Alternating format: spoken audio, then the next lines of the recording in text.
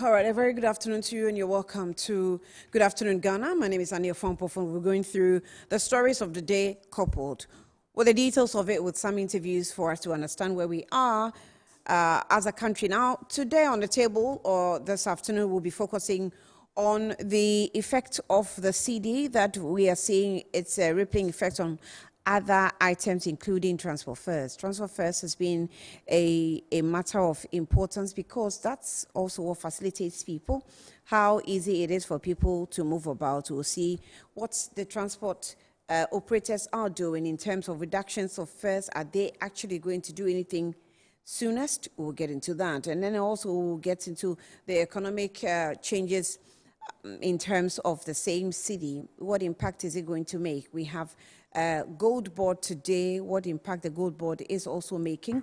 We'll speak with the persons that are concerned, the economists and the financial analysts, former Deputy Finance Minister Sivinama will also speak to us. And then later, we'll get into other issues of diplomacy. We know that the embassies across the country or across the world, Ghana embassies, across the world, are fraught with different types of crime allegations, one of which is a U.S. embassy, where we're told that the foreign minister has taken certain actions against persons who were involved in fraud.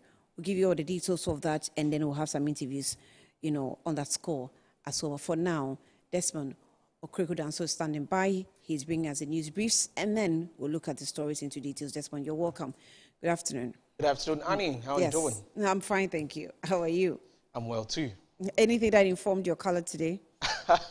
I don't know, but it just looked we were just on the same page with the same color today. Anyway, let's get into the details of the story. I am Desmond Okrekudanso. I have coming up in the next 30 minutes the news updates.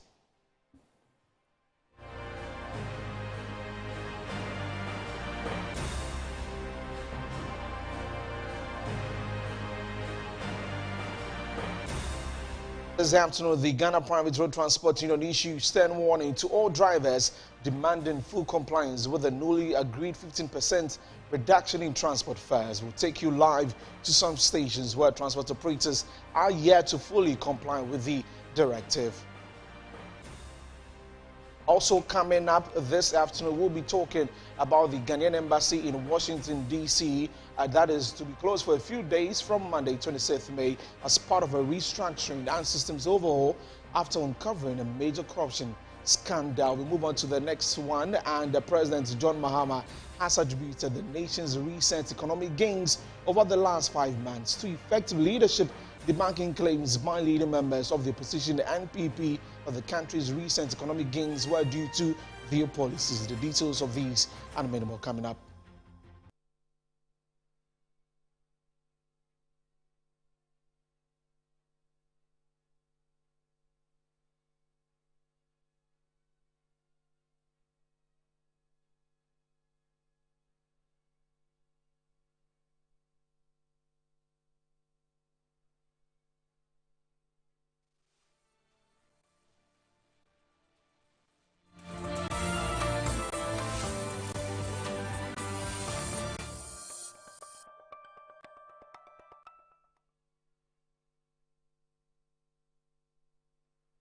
Hello again. Let's get into the details of these stories. And the Ghanaian embassy in Washington, D.C., USA will be closed for a few days from today, Monday, 26th May 2025, as part of a restructuring and system overhaul after uncovering a major corruption scandal. Foreign Affairs Minister Samuel Kudjeto-Ablakwa announced the closure alongside a series of strict measures after special audits revealed fraudulent activities involving the embassy's IT department.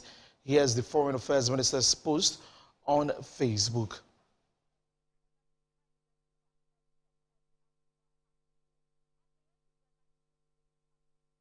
Let's take a look at the post by the Foreign Affairs Minister Samuel Kudjeto-Ablakwa. It says that with the firm support of President Mahama, I have carried out the following drastic and decisive actions following the demanding findings or the damning findings, actually, of a special audit team I put together a couple of months ago to investigate alleged corrupt practices at Ghana's embassy in Washington, D.C. The immediate dismissal of Mr. Fred Kwatin, and says that Mr. Kwatin was a local staff recruited on August 11, 2017 to work in the embassy's IT department.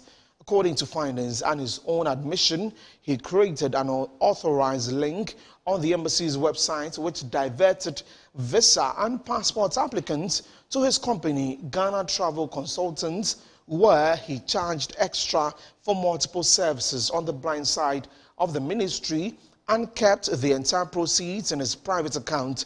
His illegal extra charges, which were not approved by the Ministry and Parliament as required under the Fees and Charges Act, ranges from $29 US dollars to $60 per applicant. The investigations reveal that he and his collaborators operated this illegal scheme for at least 5 years. Now, it says that this conduct has been reported to the Auditor General for possible prosecution and retrieval of funds obtained through fraudulent schemes. All Ministry of Foreign Affairs staff posted to the Washington Embassy have been recalled home with immediate effect. Also, the embassy's IT department has been promptly dissolved. All locally recruited staff at the embassy have been suspended, and also the Auditor General has been invited to conduct forensic examination of all transactions and to determine the total cost of this elaborate fraudulent scheme. Ghana's embassy in Washington, D.C. shall be closed for a few days from today, that is Monday, 26th May, as we finalize the ongoing restructuring and systems overhaul. The statement from the Foreign Affairs Minister Samuel Kujoto-Ablakwa, and it wraps us that any inconvenience these radical measures may cause visa and passport applicants is regretted. President Mohammed's government will continue to demonstrate zero tolerance for corruption, naked conflict of interest, and blatant abuse of office. More updates soon. So that's coming in from Samuel Kujoto-Ablakwa, and that's the message on his Facebook post about the embassy in Washington, D.C.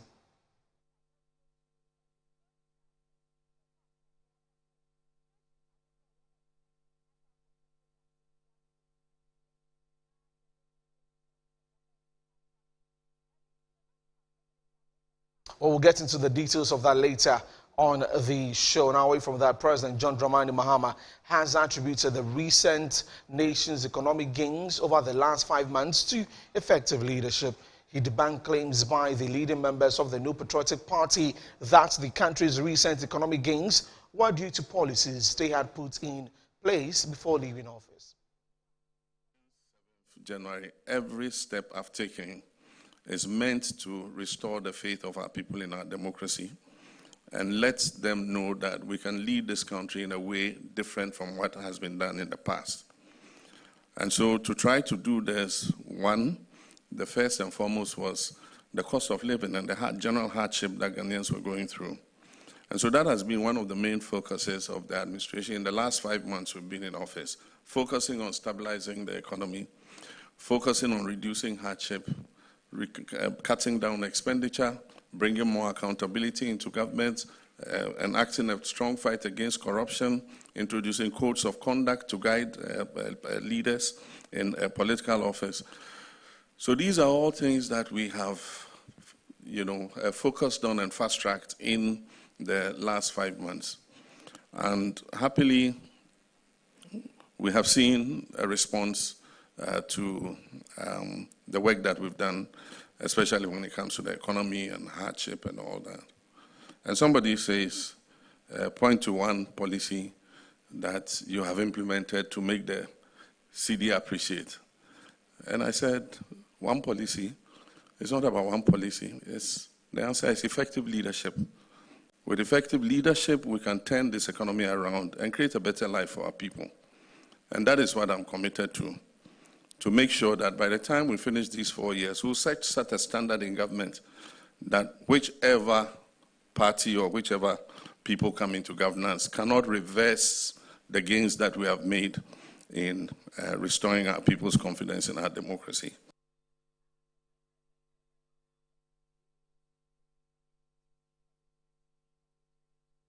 Well, staying on this particular issue, earlier on Good Morning Ghana, communications Team member of the NDC, Professor Benedicta Yairafu-Sumensa, slammed the NPP, stating they should cease their complaints given their own questionable actions while in power. She claimed the NPP is intimidated by the Mahama administration's achievements and is struggling to find legitimate grounds for criticism, leaving them on edge. In rebuttal, Tabitha Apejini Ayili of the NPP's communications team noted that the current government is indeed building on the foundation laid by the previous administration. She emphasized the government's efforts to strengthen the economy and enhance the cedi's value. She also misled, again, viewers that NDC did not pay any money and that is why the cedi is appreciating. When they came to power, the National Health Insurance Scheme was virtually collapsing under their care. And when NDC came, they paid 834 million Ghana cedis as a way of clearing the debt there. The school feeding program, we saw a lot of agitation before the election. When they came, they paid some arrears that were owed to caterers. And a number of data that have been paid that I'm not able to list all now. But all I am saying is that what NPP should be doing is to apologize to Ghanaians for that bad governance they gave us in the last 8 years. But Dr. Bawumia has.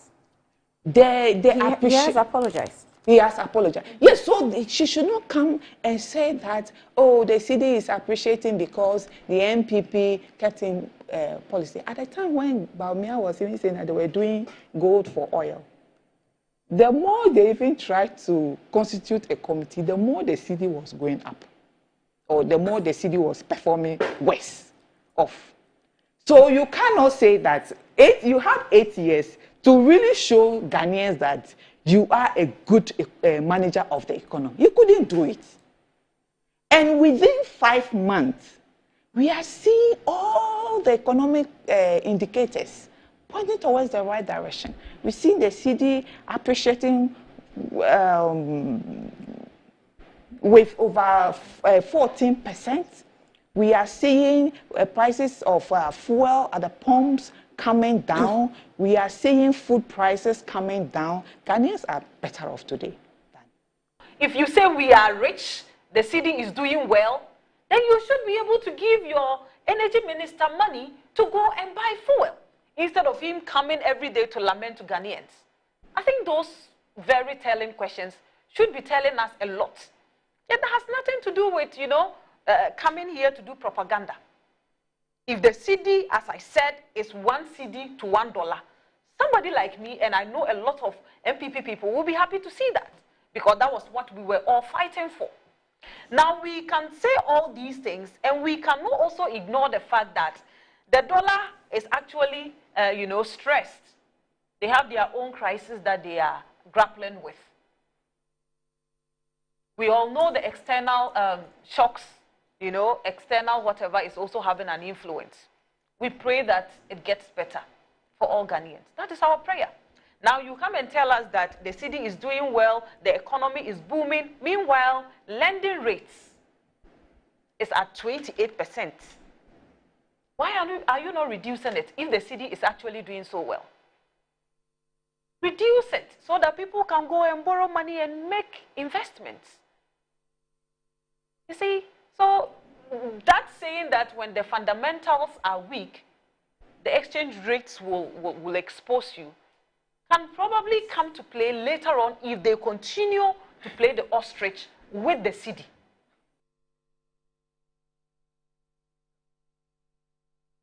You're still watching the news updates here on Good Afternoon Ghana with me, Desmond Okrekudan. So now the President, John Dramani Mahama, has reaffirmed his commitment to securing justice for Africans and people of African descent through repatriations as the African Union marks 2025.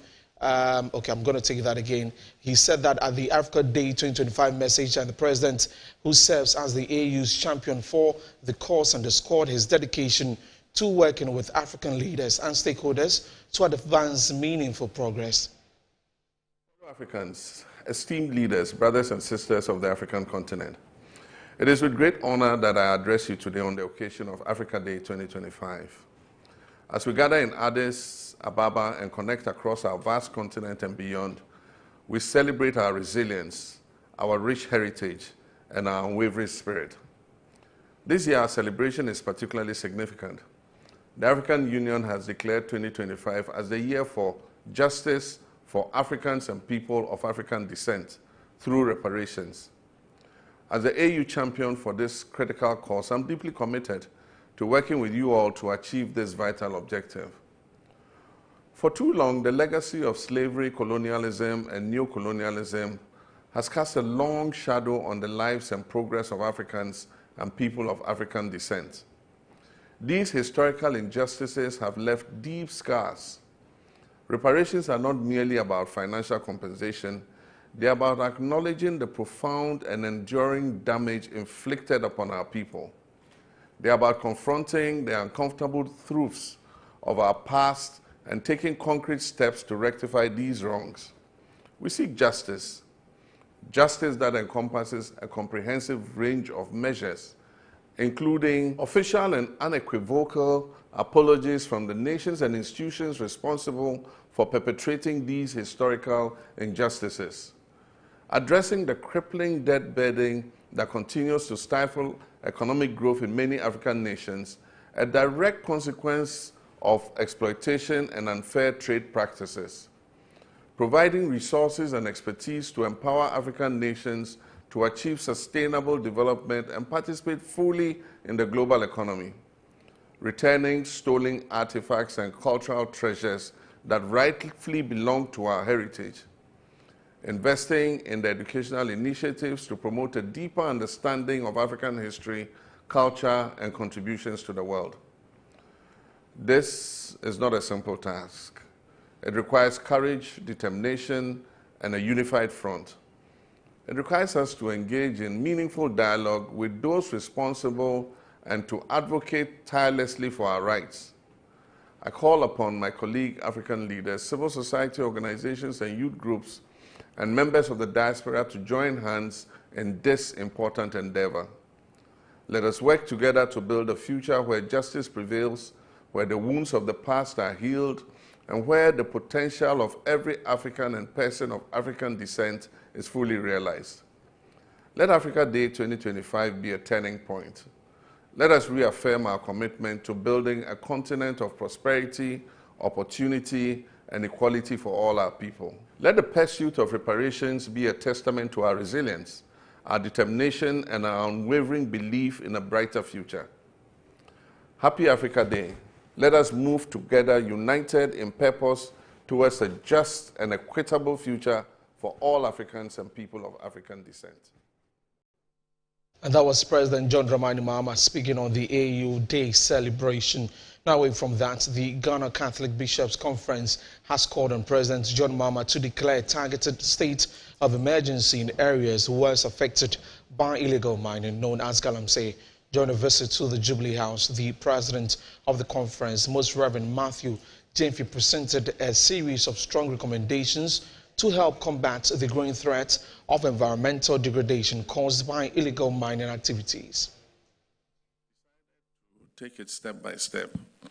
So for the 9 red zone forest reserves, we identified them, and I'm happy to say that 7 of them have been cleared and the illegal miners in those forest reserves have been taken out. There are 2 more, Desiri and Ayen Sano or something, Asenayo, of the 9 red zones that we are yet to clear. If we clear them, then it means that the 9 red zones have been dealt with, and they have been the most decimated of all the forest reserves. But then it still means that we have all the other ones to do. And in the past, what has happened is when the security services have cleared the reserves, they cannot stay there forever. As soon as they move out, the illegal miners come in. But we've adopted a method where after they finish clearing the reserves, we're able to keep a force there to deter them and have a rapid deployment force on standby, so that in the event that they see anybody coming into the reserve, they call for reinforcement and they go there immediately and seize the excavators. We've seized almost 200 excavators. I cannot tell the exact number. and we've destroyed many champagne machines, and we continue the battle. Then other focus for us is the mining on the water bodies, because that is what is polluting the Pra River and the other Birim and others. And so we've started with the recruitment of the water guards. Their duty will be to patrol the rivers and destroy any equipment that is found, mining on the river.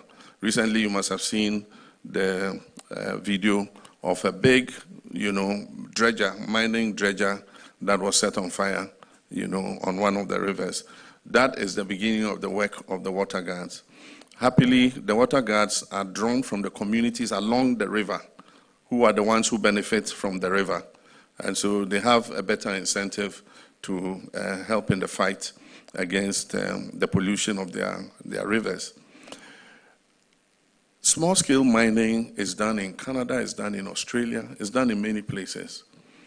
But we need to train our people to use the technology that makes it sustainable.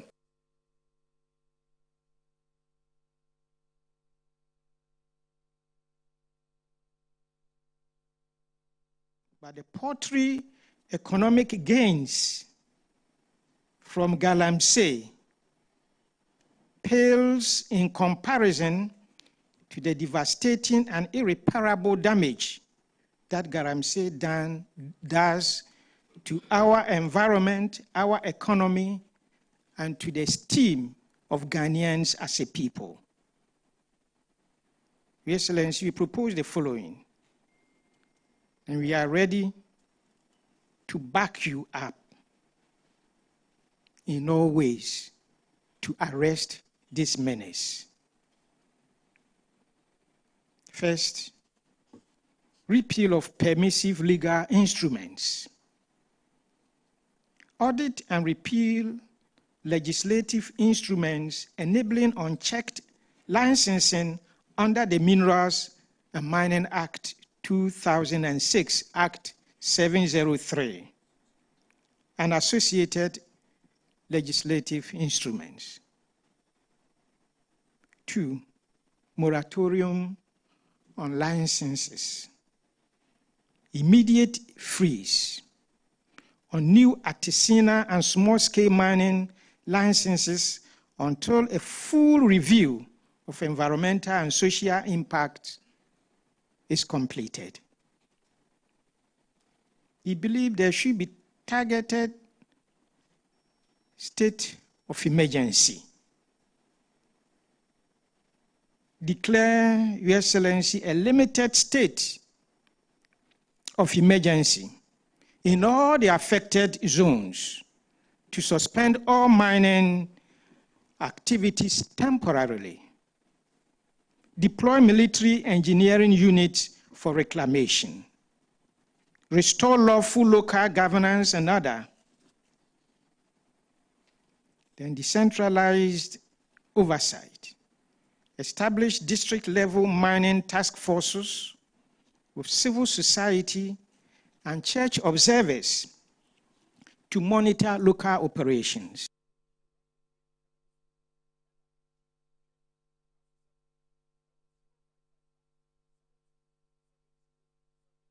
Now, the Minister of Health, Kwabena Minta-Kando, has reaffirmed the government's commitment to advancing Ghana's healthcare system through ambitious reforms and increased investment in frontline professionals. He made the remarks at the 2025 matriculation and graduation ceremony of the Family Health University held in Accra.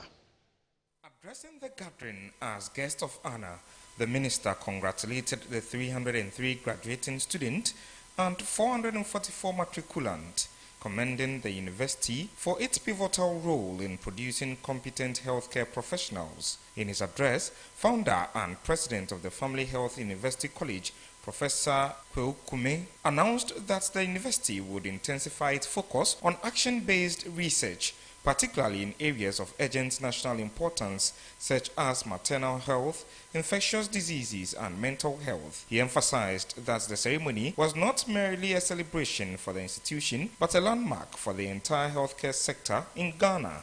We are not going to leave you. We are going to follow you closely in health.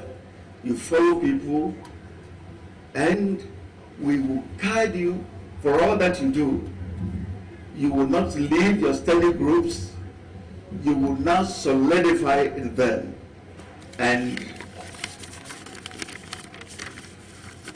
show that you are from family health university community.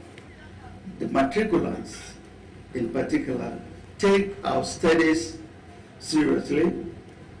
They will work in groups, small groups. You will be divided. Graduating students included 36 awarded with Bachelor of Medicine and Bachelor of Surgery degrees and 42 receiving BSc degrees in Medical Sciences. From the Nursing and Midwifery School, 81 students graduated with a BSc in Midwifery, 88 with BSc in Nursing, and 63 earned certificate in Nurse Assistant Clinical. Well, still staying in the health sector, the gynecology department of the Upper West Regional Hospital has called on pregnant women to report early for screening and treatment in ascertaining their conditions during pregnancy in order to discover signs and symptoms of pregnancy-related diseases. Now, the department made the observation during this year's International Day to End Obstetric Fistula.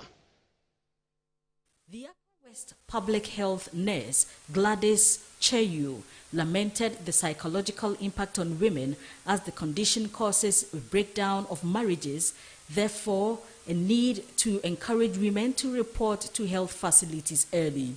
She called for emergency health system mechanisms to raise awareness levels and also to transport women in labor in deprived communities to nearby health facilities to avoid complications that lead to fistula. A patient, Dosa Darimani, spoke to Metro News. It happened to me after childbirth surgery, and they told me my urinary bladder was the cause. I couldn't hold urine, and all my children died due to that.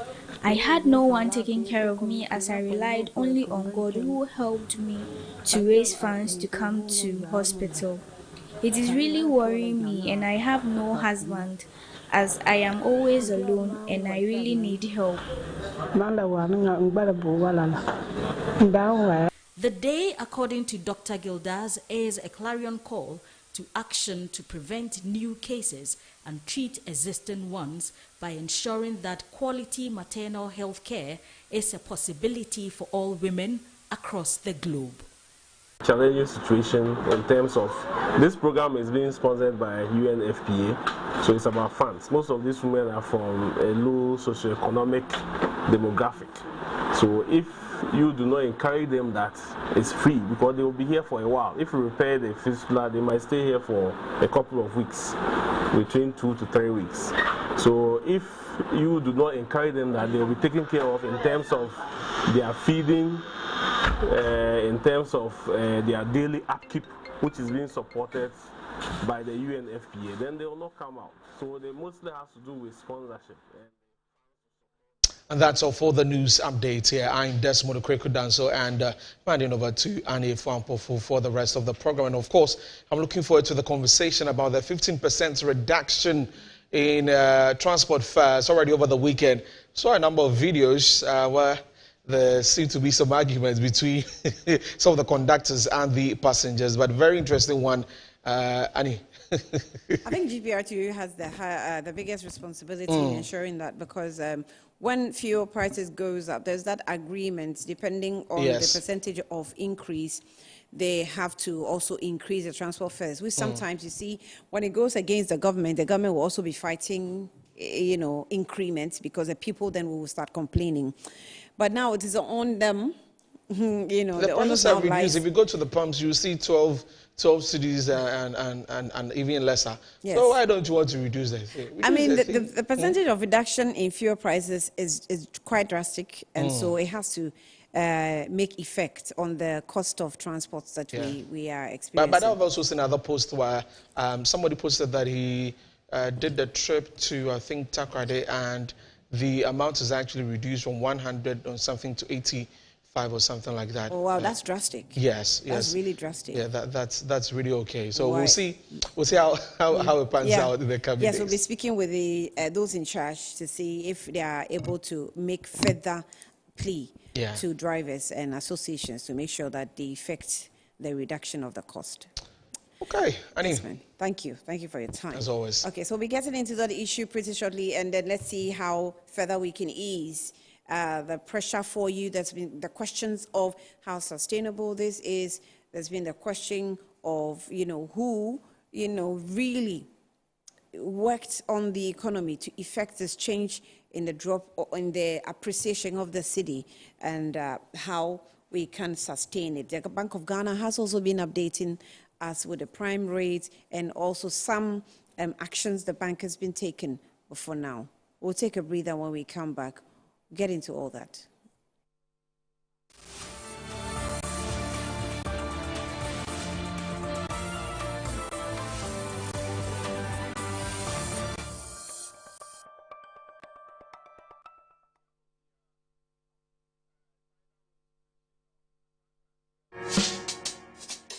Whether you're a wholesaler, retailer, or consumer, MNC Logistics and Trading is your trusted partner in minerals and food commodities trading. Experience the difference with MNC Logistics and Trading for your commodities trading. We operate a well-equipped laboratory that smelts and assays gold to ensure transparent, credible, and reliable minerals transactions. Our general food commodity market deals with imports and exports of food products such as rice, sugar, and grains. We pride ourselves on delivering products that meet the highest standards of quality and taste. With our expertise in international trading and logistics, we bridge customers far and wide. Locate us at number 4 Neosai Interfo Avenue, East Legon, Accra. Call us on 030-299-8246 or visit our website www.mnclogisticsandtrading.com. MNC Logistics and Trading, hub of confidence. Some movies change the world, and you'll find them elsewhere. Mnet Movies 4 is just in it to change your mood. Great. Yes, I can. Oh, I'm so excited. They turn an ordinary night into something awesome. Make you laugh louder, smile bigger, and feel like a kid all over again. Yay! This is so much fun! The only thing our movies are seriously serious about is making you happy. All month long. Ah! On Mnet Movies 4 for the easy, cheesy, silly, funny, snort laugh classic movies of your life. Food insecurity in West Africa isn't just a statistic.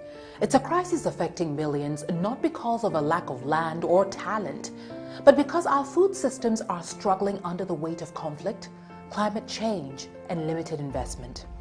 On June 3rd, I had the honor of moderating the President's Roundtable 2025, hosted by the ECOWAS Bank for Investment and Development, EBID, under the theme Unlocking Food Security in West Africa Through Agricultural Transformation.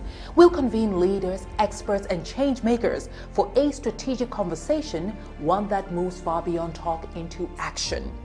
From innovative financing to climate-smart agriculture, we'll spotlight real solutions and real commitments live on Metro TV. Now it's a defining moment for our region, so do join the conversation as well, live on DSTV Channel 277 and EBID's digital platforms. Let's move together from insecurity to food sovereignty. My name is Anita Erskine. It would be an honor to have you join us.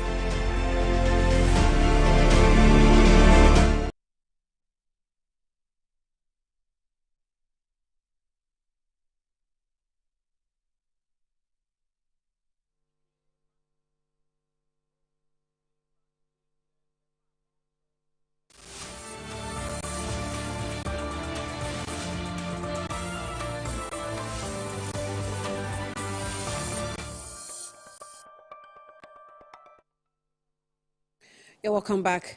Let's get on to the foreign lines and speak on the matter of embassies and actions that have been taken by the foreign minister, Samuel Okudzeto-Ablakwa, who's released a statement to explain things to us and why he has taken certain actions.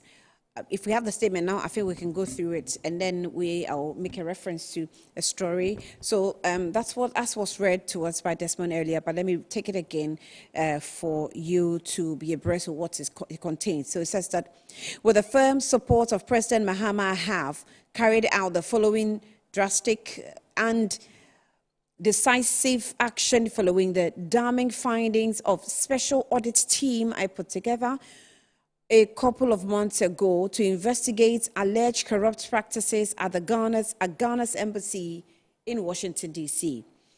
The immediate dismissal of Mr. Fred Kwarteng, and it goes on to say that Mr. Kwarteng was a local staff recruited on August 11, 2017, to work in the embassy IT department. According to the findings and his own admission, he created an unauthorized link on the embassy's website, which diverted visa and transport applications to his company, Ghana Travel Consultants, where he charged extra for multiple services on the blind side of the ministry and kept the entire proceeds in his private account.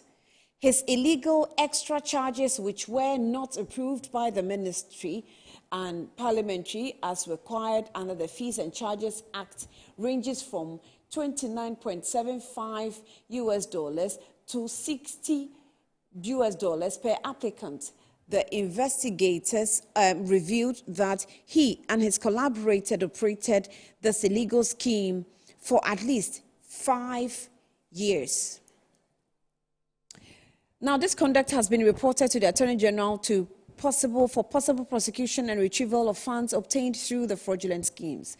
All Ministry of Foreign Affairs staff posted to the Washington Embassy have been recalled home with immediate effect.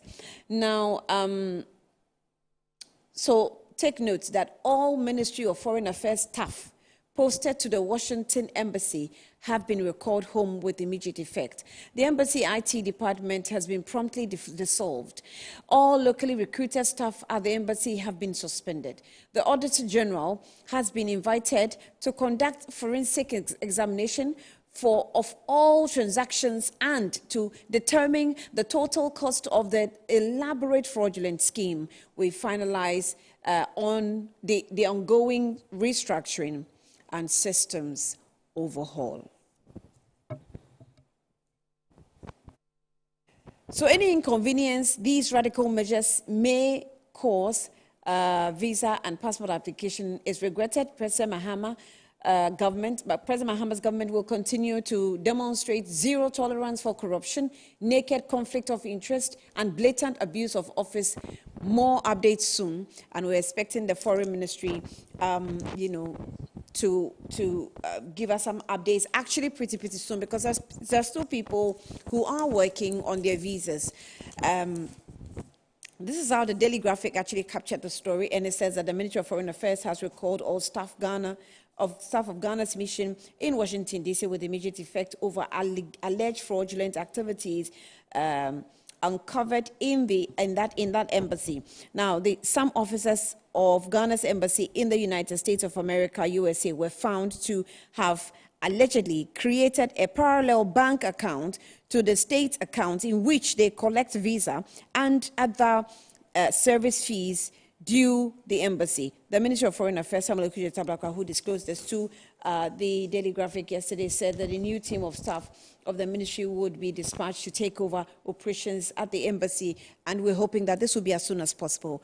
We go onto the phone lines and engage Kojo Ado, who is a governance analyst, to analyze all these actions that are being taken, especially in the coming in of this government.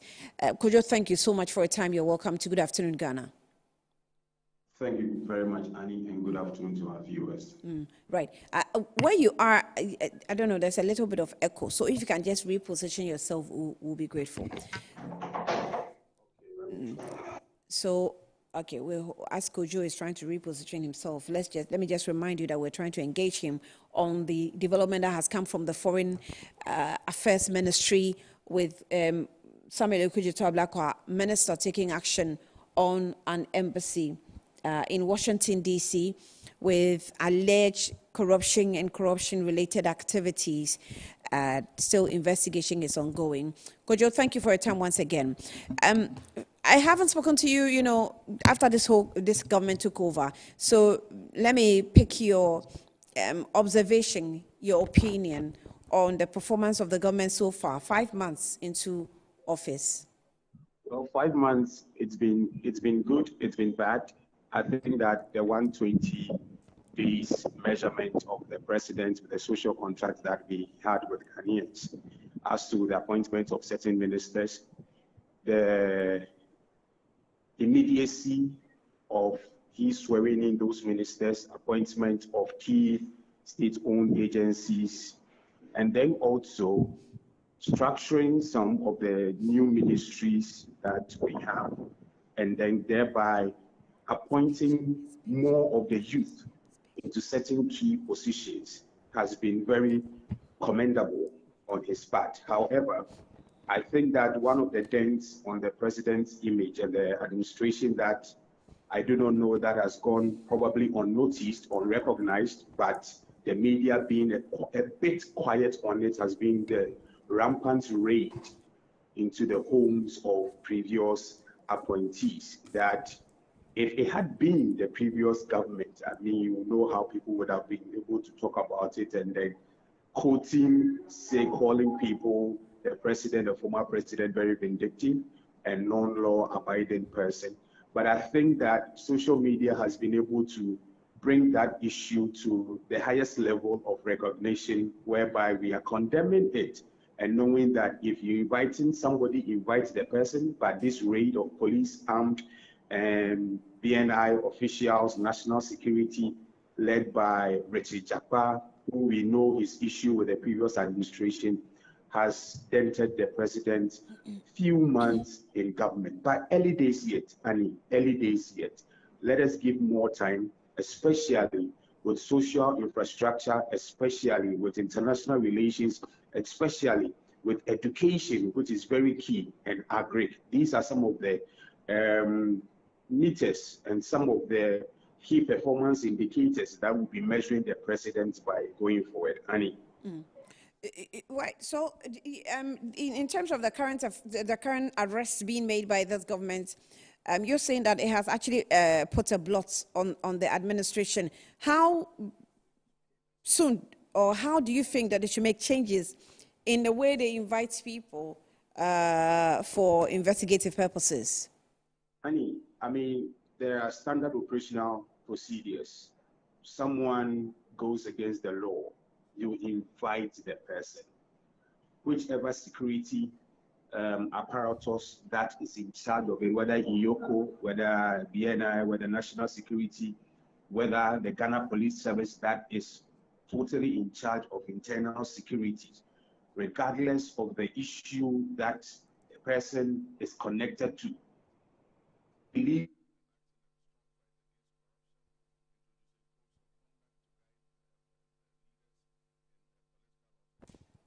Hello, Kojo. Hello. Okay, I'm sure we're having a network challenge. We're having a discussion with Kojo Ado, who's a governance analyst, analyzing some of the issues that have come up within the administration. We have Matthias Bonzo, who Bonzo Ereko. He's an international relations expert as well. Matthias, thank you for your time. Good afternoon to you. As we wait for Kojo to join us, let me try and engage you. You're welcome. Good afternoon. Hello, Matthias. Hello, Matthias. I can actually see Matthias, but the issue on the table currently is the visa scam that has rocked the embassy in the U.S., Washington, D.C., to be precise, leading the minister to take certain actions where some persons have actually been removed from office. Matthias, can you hear me now? Yes, I can hear you. Good afternoon. Nice. Thank you for your time. Good afternoon to you. So the issue on the table is the current action that has been taken by the Foreign Affairs Minister, Samuel Okudzeto-Ablakwa, on the issue of the visa scandal that has rocked the embassy. Your first take and observation, what you think is the best thing to do, because in this case, there are other embassies that even we in the media have received complaints from persons living in the US, in the UK, in France, and other countries, in Canada, that it looks like the system within our offices that we've created have created to frustrate visa applicants and even Ghanaians in general. Yes, thank you. Very good afternoon to your viewers. Let me say that the actions of the Honorable Minister for Foreign Affairs should be commended, and I think that that's the way he should go. This is a situation that has to do with the nation of Ghana, even though it is an embassy that is in Washington. Whether the Americans got to know about it or not, it does not concern them. It concerns Ghana.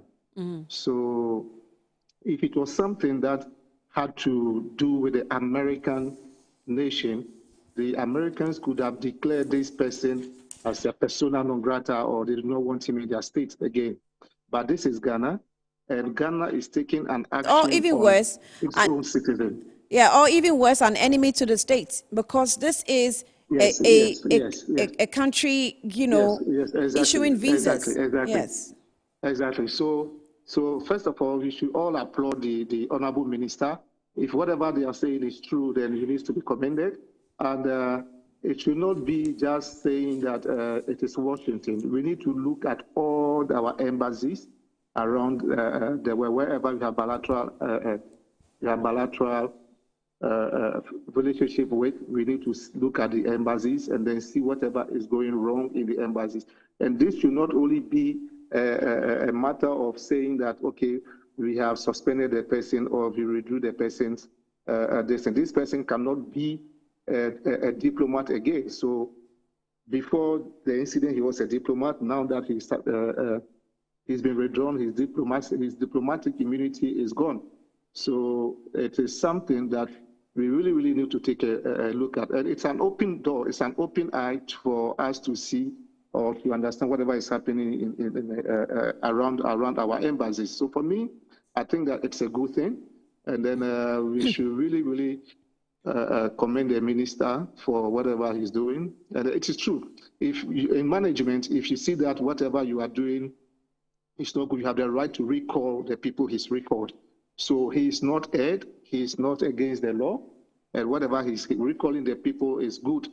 It's in good light that he's recalling the people to reorganize the embassy and then see whatever. I am just praying that whatever this individual did not affect anybody in the United States of America, did not affect an American citizen or another citizen from anywhere that has been duped or has been defrauded.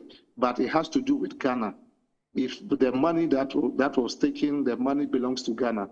But it becomes another issue if whatever money this guy took or he extorted money from another citizen of another country, that becomes a big issue. So that's what I can say. So according to the release, this gentleman was employed in 2017. It was taken to the embassy in 2017. He's been operating this fraudulent account for well over 5 years without recourse to Parliament for approval, along the Fees and Charges Act. Now, I'm just wondering if this practice cuts across the embassies that I have earlier on mentioned, UK, in France, that people are complaining. In fact, it's to the core, to the extent that you enter embassies and it's as dirty as some office that is not even being maintained, not cleaned. Washrooms are problematic. Is it, and you, maybe you in the international field will tell us, is it that as a country and as a central point, we lost touch with all these embassies and offices in these bilateral countries that we're supposed to have an oversight of? For example, as the foreign minister is doing, it's an oversight that has actually exposed the situation. Is it that we have just lost touch with all these offices that we set up in countries? Well, sometimes we lose touch with all these embassies. So when you are talking to former ambassadors and they are telling you their story and the ordeals they go through when they go on missions, you sometimes you feel pity or you feel like crying for them.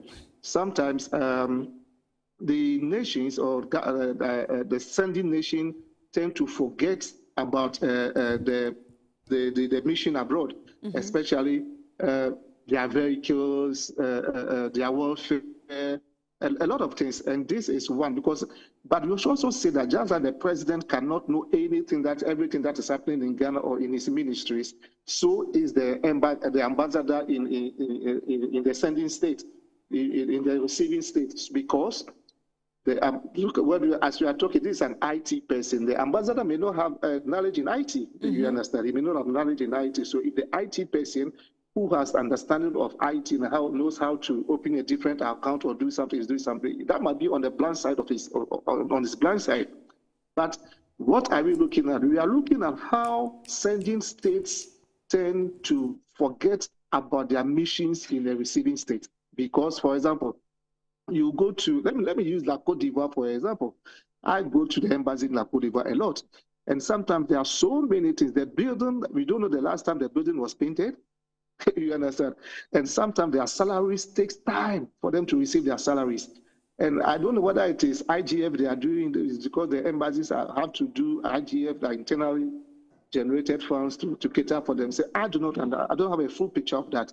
But then most of our embassies in foreign states, foreign countries are sometimes neglected. You go there, it is very dirty, the washroom is not clean, and it's very sad. It's very sad. But I think that as this government is talking about resetting, I think they will look at everything. They will take a second look at our missions abroad and then see what they can do or make it better. For example, like this thing that is going on, had it not been out at this time, well, you know, it's been going on for so many years, since 2017. If it started in 2017 or it started in 2020, how many years now? 5 years down the line. You understand? So sometimes I think that it is good. I've heard the Honorable Minister say that auditors are going to look into so many things. There's a committee that's supposed to report on the situations of our missions abroad and then send them a report. And then when the report comes, we should take a look at the report and act on the report. Not that it's going to be a mere paper that will come and then we just put the paper down. You understand? So for me, I think that it is good, and then we really need to take a second look at our missions abroad, because the mission abroad is Ghana.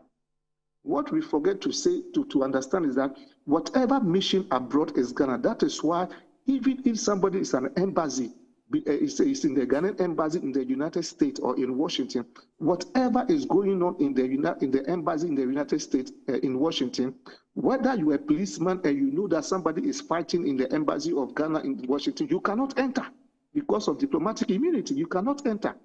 And a perfect example would be with this journalist who was killed, Khashoggi, who was killed. You understand? So yeah. Embassies are immune. Embassies are immune. The embassy is Ghana. So if your embassy is dirty abroad, it means your country, Ghana, is dirty. You get what I'm saying? But that's literally factual. Yes, because that state, the nations, the embassy there is Ghana. That is why you have an envoy, the ambassador that represents Ghana. The ambassador represents the president. So whatever the ambassador says abroad is what the president is saying. So I think that it is time for us to reset. If we say we are resetting, we should reset. We should reset. We should rethink. We should make sure that whatever we are doing matches with our norms, our values, and who we are as Ghanaians. So for me, I think that you are on point if you say that we have reports that most of the embassies are dirty. Yeah, most of the embassies are dirty. I remember years ago, I went to the Ghana embassy in Benin. And I was like, is this Ghana? Is it Ghana's embassy in Benin? I mean, that was just about about 10 years ago then. So, I mean, we just have to reset. If you are resetting, let us reset.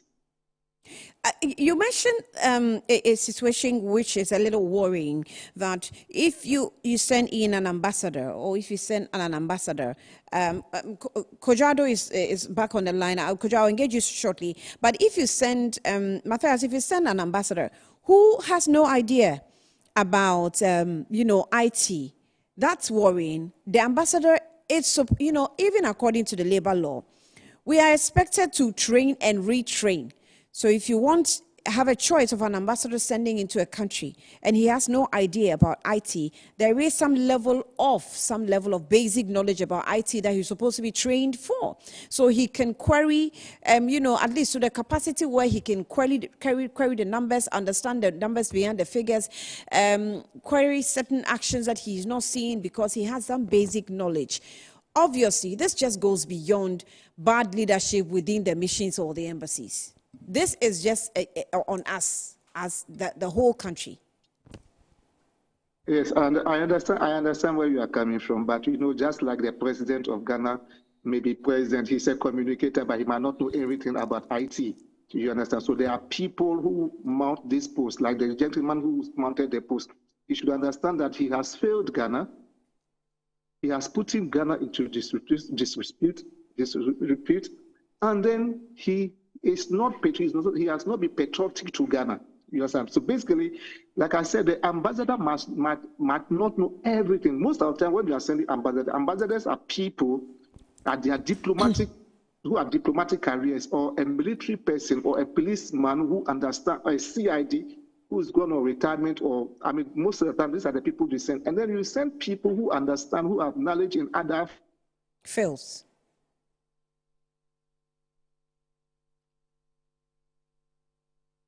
Okay, we're having a discussion with Matthias Bonzo, who is international relations analyst.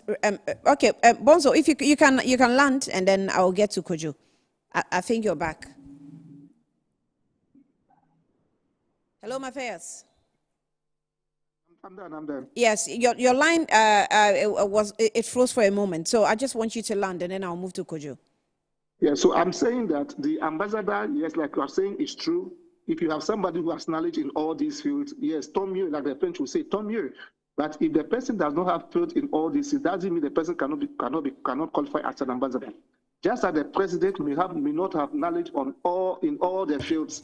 You understand? So we send people to back him to support the ambassador who have other knowledge, and as at when the sending state like Ghana will need.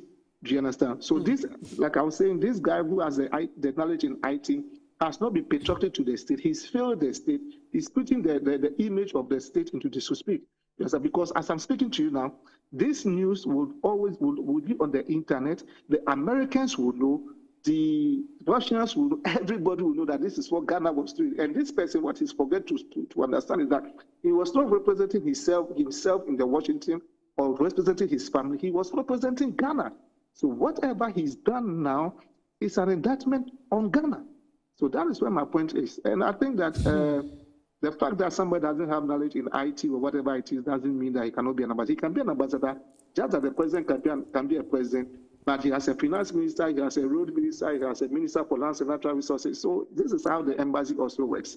Yeah, Matthias, I'll come back to you. Let me engage Kojo. Kojo, thank you for your time once again. We were earlier on talking about, security activities about this administration that you say has been a blot on the government. However, focusing on the current situation with the embassy, I made a point. Matthias was saying that, this person that is actually in hot waters is supposed to be an IT person. My point is, every ambassador is supposed to be trained and retrained according to the labor law. You don't have to know everything about IT. I just, thought that you should have some basic knowledge that will make you capable enough to question certain moves should you, figure out any clandestine, moves. Is that not good enough, request to make or demand or expectation from missions, ambassadors who have been sent out on missions? Yeah, Annie, thank you. I believe that every leader must have an idea about the various skills and talents that he or she presides over. However, that is why, according to corporate governance systems and principles, there are monthly, quarterly, or biannual reviews that are done. And then there are policy briefs and report briefs that are presented to these leaders who do not have in-depth knowledge about certain departments, units that they are superintending over. Let's establish that.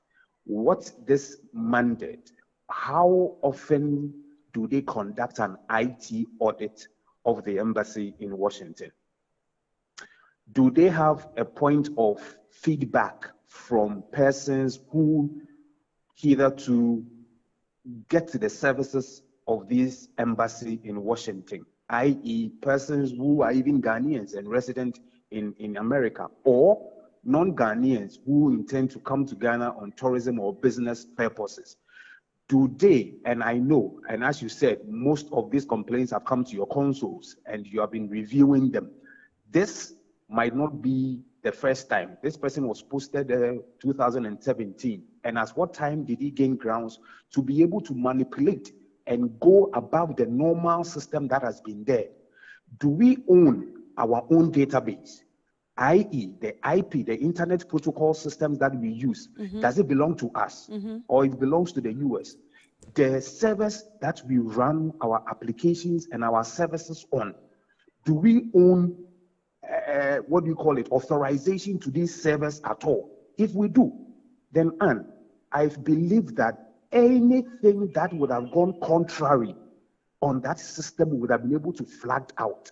It would have been able to filter those things out. If we're getting quarterly reports and knowing that these are the number of people who are coming into Ghana, but on our portal, we don't have that database. It means that somebody else has created an external database collecting the information of these persons, created another account, receiving monies into it. But this act by this person and his associated persons puts Ghana in a very bad light, in the sense that these are people who are representing us in another country. So their posture, their demeanor, their do's and their wants and their don'ts replicate and project us as Ghanaians and as who we are. So my first point of call to the embassy in Washington gives me an indication of who Ghanaians are. And if these persons will sit there and perpetuate such an action against themselves and against the flag that they are supposed to fly high in other countries, then I feel that it is terrible. On the side of the leader, the ambassador, and we need to query, we need to question the kind of reporting mechanisms and the frequency of reporting that they have in that embassy. Yeah. For them to have sat down for this to go on all these years and taken the initiative of the current foreign affairs minister to be able to uncover this, then I feel that because Kojo, the factors and the issue, the number of issues being raised in our missions and embassies, it's not just one. It's not just one person creating a private account. There is an issue of that service being outsourced to foreigners. Ghanaians don't even handle that service. Our workers in the missions have decided to outsource it to foreign companies, and so foreign companies have been issuing visas. We have the whole administrative, that is like a breakdown in administrative activities. There's just also the issue of health situation and health conditions within the embassies. So the whole system seemed to be in just comatose. Nothing is really working. So as you're demanding for the reports, or what kind of mechanism they actually require in terms of reports, rightly so. And thank you. In that same vein, you remember very well that the current EC boss, I mean, let us use this as a case point to reflect on other government institutions, came out to say that the Electoral Commission said that when she took over, that is Jane Mensa, that she didn't even have authorization to the server, our own electoral database that we were supposed to have. She didn't have authorization to it. But because of our PPP arrangement, private-public partnership arrangement, franchising and licensing. These are the models of governance that we have been able to benchmark, i.e. against the World Bank's indicators and said, oh, privatization. So government is supposed to outsource. Government is supposed to franchise. Government is supposed to license. Government is supposed to come into agreement with the PP agreement. It is not all government agencies that are mandated to do this. There are other government agencies that are seen as high-risk security. Why would we outsource our embassy, the services that we render to people to enter into our jurisdiction and have access to us into a third party? In any case, we don't review it. In any case, we don't have a third eye in these companies to sit there. Annie, I'm telling you, go to the Ministry of Education, go to the Ghana Education Service. All, whether IMF, whether UNESCO programs that are being run at the ministries, they have a representative there who gives the final authorization as to what's supposed to happen.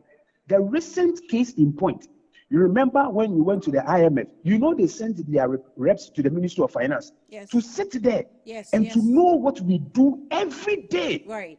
When we outsource these things to these companies, do we go there as Ghanaians to go and verify? And I think, Anne, this is a conversation that at least we can escalate it to other government agencies and other missions and consulates abroad. There are numerous of issues that are happening in those embassies. Anne.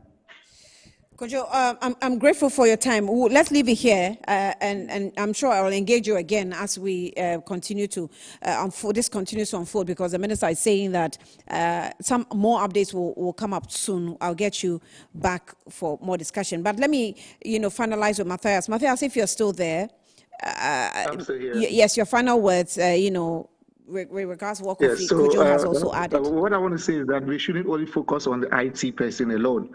We should focus on the ambassador and the finance, the person in charge of finance at the embassy. We need to focus on them too, because they should know the number of people who have entered Ghana at a particular time and the kind of money that they have received at a particular time. So we should not only focus on the guy, on the IT guy, we should focus on the ambassador and focus on the guy in charge of finance also. So basically that is what it is. And this is a crime against Ghana. It's a crime against Ghana. So I think that the honorable minister needs to be commended. And then we also really need to look at what is happening in our embassies or our missions abroad, not only in the US or Washington, but our nations abroad. Thank you. Mathia, thank you. Thank you for your time. Mathia Bonzo, Ereko Boateng is a international relations analyst, also speaking to us on that. But let's, still stay a little, further on this matter and engage Vitus Azim, who is an anti-graft campaigner. Vitus has joined us via phone. Vitus, thank you for your time. You're welcome. Good afternoon to you. Yeah, good afternoon. So I guess this government is still on its path of investigation, pushing, reviewing, resetting, and checking who has done what. The latest that we have on our table is the embassy in Washington, D.C., and actions have been taken, preliminary actions for that matter have been taken by the Foreign Affairs Minister, has recalled all members who were sent by the previous administration to that office and is getting ready to send a different set of, staff into that office. Has that come to your table? What are your observations about it? Yes, I think it's a good move because if you look at past Auditor General's reports, the report saw these irregularities in the various embassies. So if the government has taken this step, I think it's a good move. But we would always ask for more. Is this just one embassy? We don't know about the other embassies. And see, we have always said that fighting corruption requires making it very, very unattractive. Corruption very unattractive. So it's not enough to recall them. Recall them or repost them to other places, or you're recalling them to lose their jobs. So you recall them, find out what monies have actually been lost, and recover those monies, and then decide on the serious cases whom to prosecute. So there are two more steps for them to do. not just recalling them, but retrieving money that have illegally taken, and probably prosecuting those that are behind all this. In terms of these foreign missions, embassies, and maybe consulates of the country, what are we doing that you think we can do better so that we can block these loopholes? I mean, you have been looking into corruption issues coming up, but these offices obviously are not on the soil of Ghana, but on other soils. And so sometime or somehow you'd see that we'll probably lose sight of their activities. What should we do to improve our situation in terms of monitoring their activities? You see, one problem about state institutions in this country is that we have politicized them. Of course, the ambassadors will probably be party people, but all the staff under him or her will not necessarily be party people. That's one of the problems that creates all this, so that usually it's difficult for you to take action when some of them misbehave. So what we should do is, one, to make sure that we depoliticize each embassy. We know that the ambassador and maybe his or her deputy are supposed to be working in the interest of the government in line with the principles of the ruling government. But the support other staff, visa officer, council, and all those, should not necessarily belong to a particular political party or known party members. Otherwise, there is usually a tendency to protect them when these things are uncovered. So that's one thing. The other thing is, even though we are saying that it's in a different country, the embassy is like the soil of Ghana. So we have power to take whatever action against our staff there that we normally would take against staff in Ghana. And we have audits.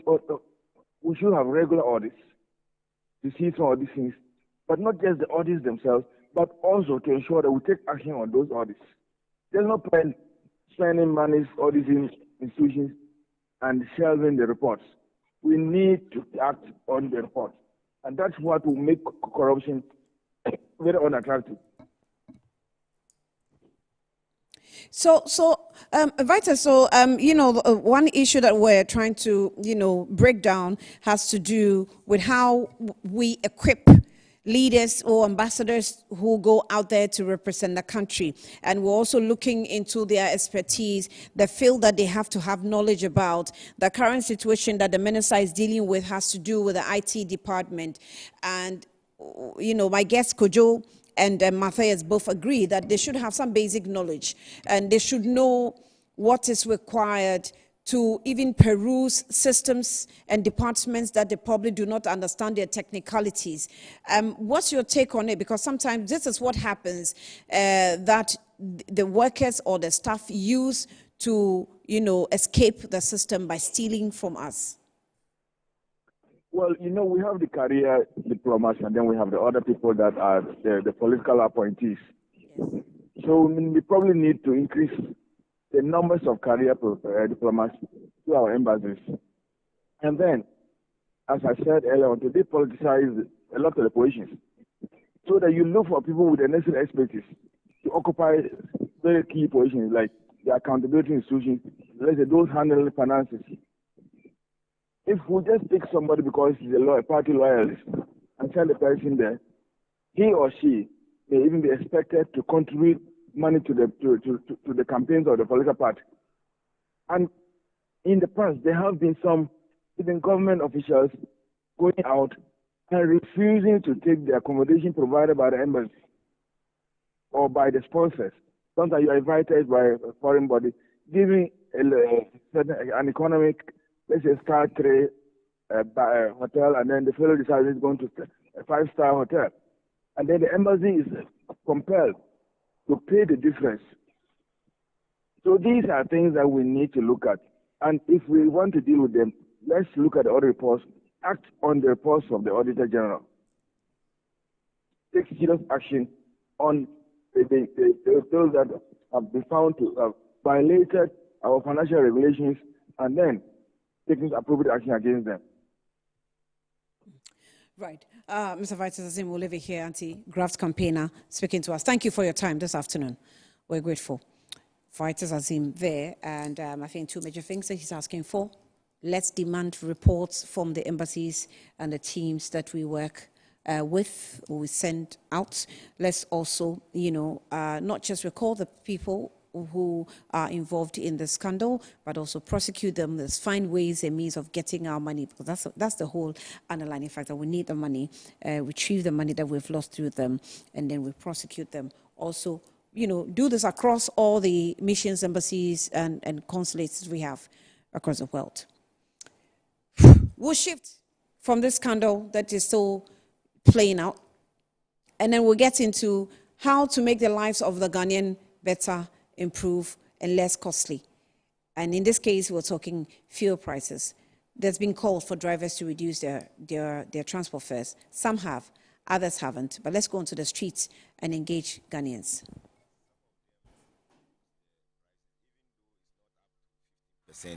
But we've seen some level of reduction.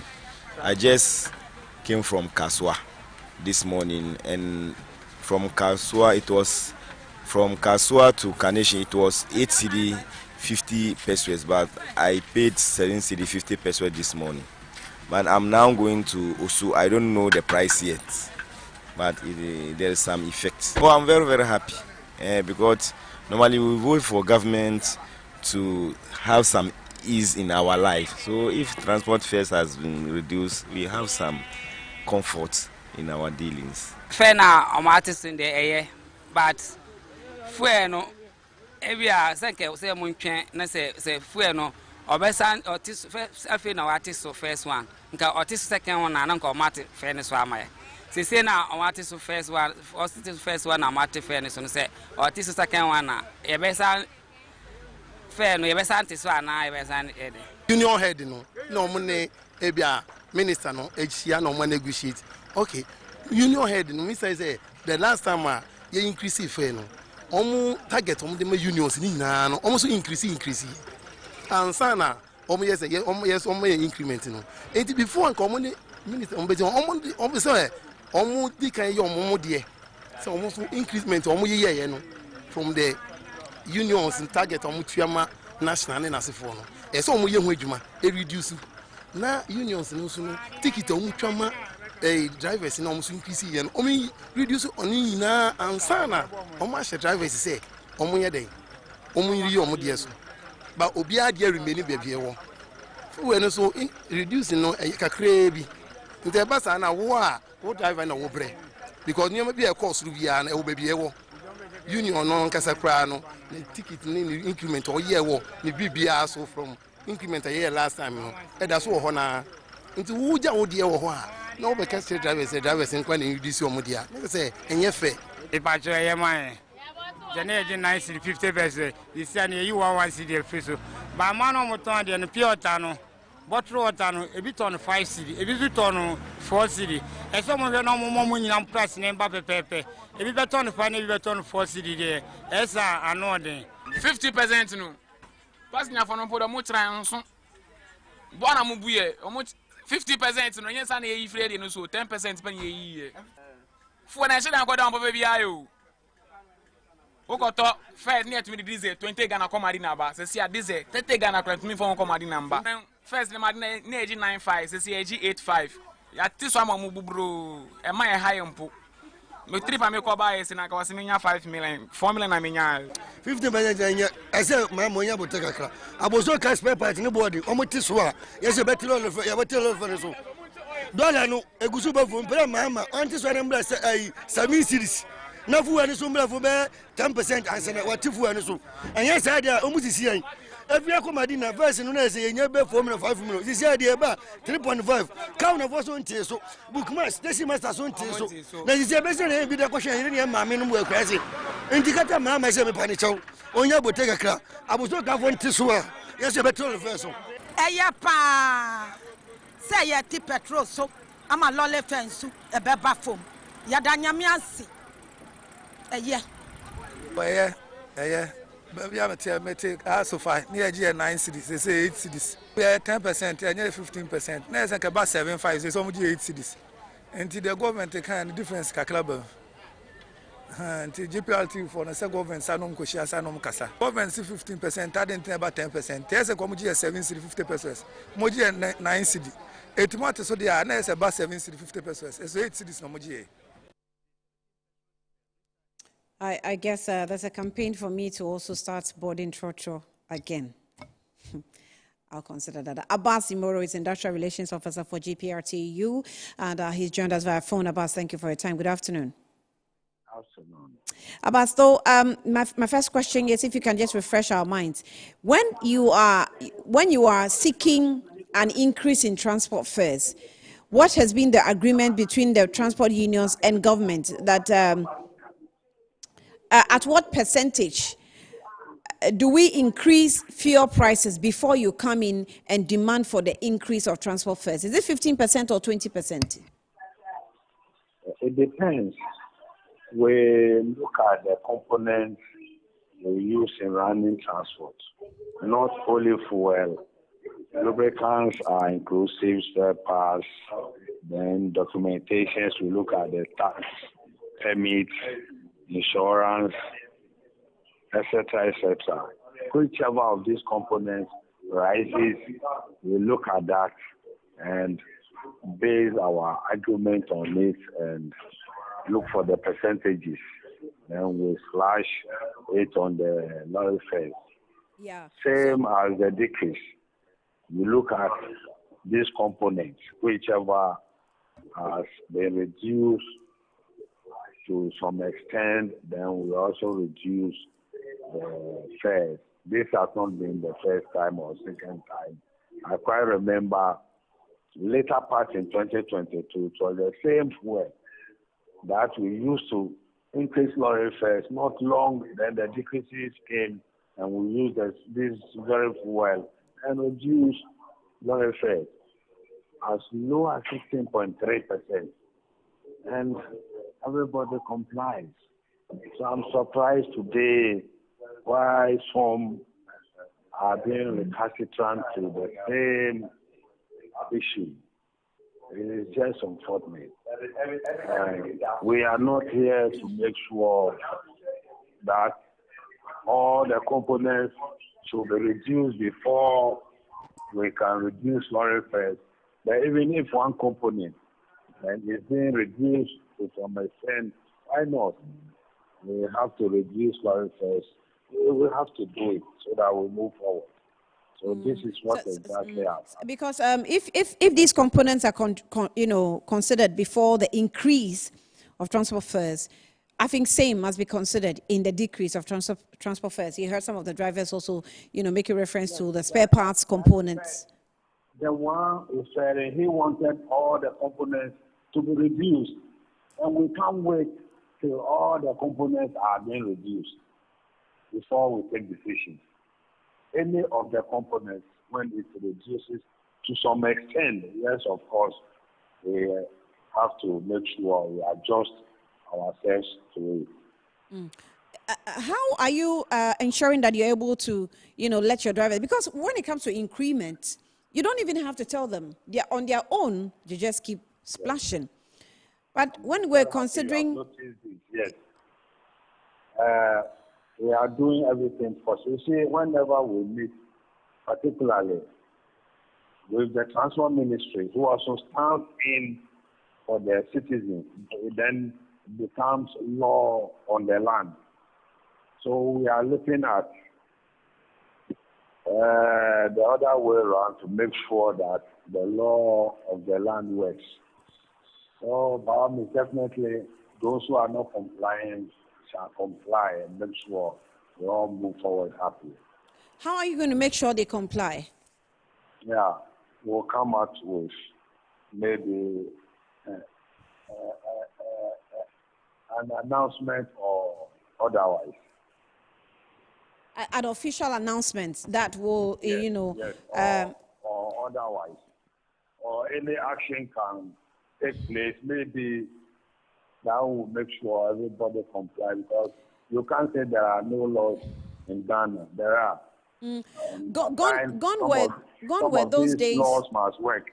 Yeah, gone were those days where you GPRTU will take your time to itemize the transport fares reduction every area and you know how much the cost it attracts, which when passengers themselves saw it, they took their own lives into their hands by paying what has been announced officially that they should be paying, and so drivers are not able to do anything about it. How about going back to that practice? Yeah, those are the days where prices are being adjusted once in a year.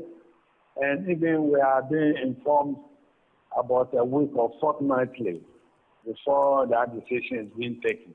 So we also have ample time to calculate and make sure we send the information to our people all over the country. So those days are different from what they are practicing today. Mm-hmm. So you're talking about marginal increments, and that's why you are doing that. I mean, is there anything different from what's happening now? Is that not even easier? Currently, they visit the fuel prices fortnightly. But here in the case, back in those days, once in a year, at times even the whole year, there were no increment on fuel at times. So those things are different from what we are practicing today. All right. So how soon should we expect your, move, having an official announcement or otherwise, as you stated? Well, our leadership are working closely to the solution. So it could be today or maybe early tomorrow. Working seriously. All right, Alhaji Abbas Ibrahim Imoro, thank you for your time this afternoon. And he is the Industrial Relations Officer, GPRTU, trying to, communicate the message across and ensuring that all drivers will comply in terms of the reduction of transport fares. Some have, others haven't, and requesting or explaining why they haven't. You heard them on the streets. We'll get back to them and let you know how comfortable or uncomfortable they decide to make your lives for you. We'll take a breather from here. When we come back, we'll focus on the economy. The Bank of Ghana has made certain, pronouncements where the prime rate is. They've also told us how, confidence within the economy has bounced back after a long break in 7 years. We'll get to understand that Stephen Amwa, Member of Parliament for Nshasi Constituency and also former Deputy Finance Minister, has agreed to speak with us. We'll be back shortly with him.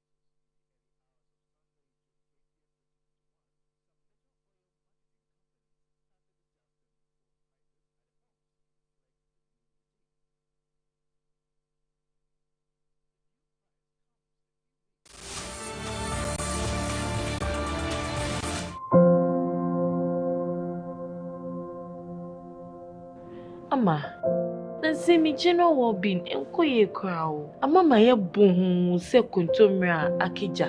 Nansi me hu se me nyo basima kra. Ama me kunu me into kwankwa. Oh you right. Enye mo ko. Give us GC mixture and then the capsules. Ah ye num boom. En ho asem na mo kana. E boa emma ene meme nyina. Ne ma wo ba ye obesima. Na be ma so aye be masima.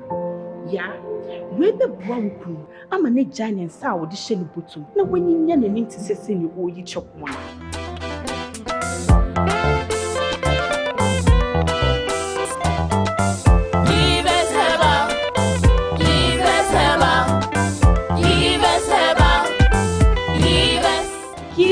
GC mixture and then a capsule.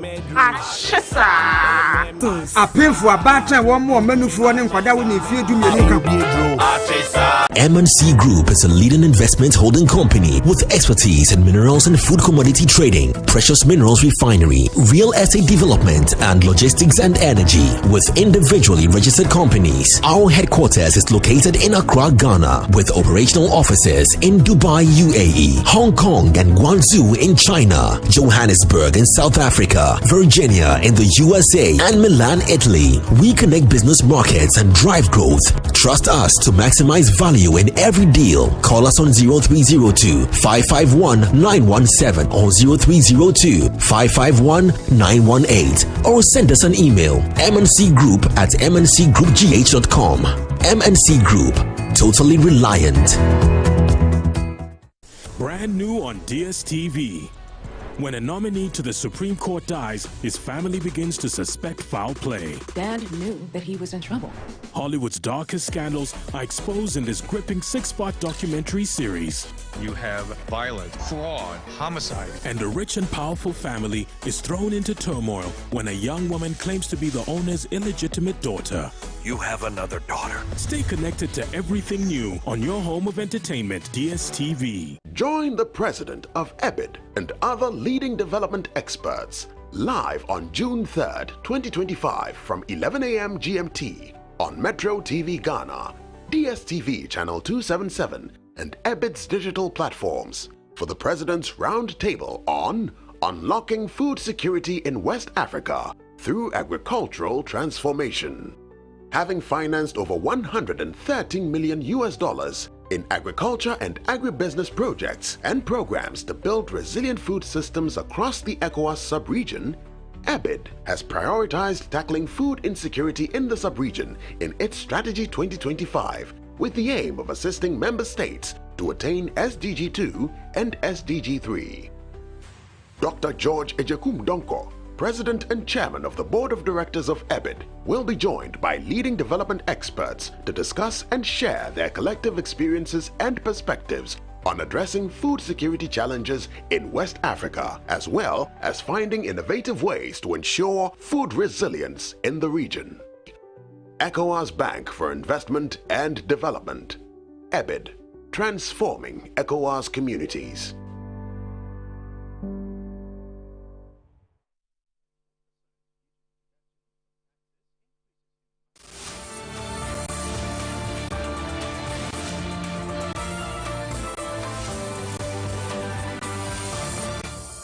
Since 7th January, every step I've taken is meant to restore the faith of our people in our democracy and let them know that we can lead this country in a way different from what has been done in the past. And so to try to do this, one, the first and foremost was the cost of living and the general hardship that Ghanaians were going through. And so that has been one of the main focuses of the administration in the last 5 months we've been in office, focusing on stabilizing the economy, focusing on reducing hardship, cutting down expenditure, bringing more accountability into government, enacting a strong fight against corruption, introducing codes of conduct to guide leaders in political office. So these are all things that we have, focused on and fast-tracked in the last 5 months. And happily, we have seen a response. Yeah, welcome back to Good Afternoon, Ghana. Let's go into the phone lines and engage the former Deputy Finance Minister Stephen Amwa, and Member of Parliament for Inshirati constituency as well. Honorable, thank you so much for your time. You're welcome to Good Afternoon, Ghana. Hello, sir. Hello, Sticker. Can you hear me? Okay. We were trying to engage Stephen Amwa, who is a former Deputy Finance Minister. I know that he has actually made a lot of comments about the economy. He's spoken about why the CD behaved the way it behaved during the administration. I'm told he's back.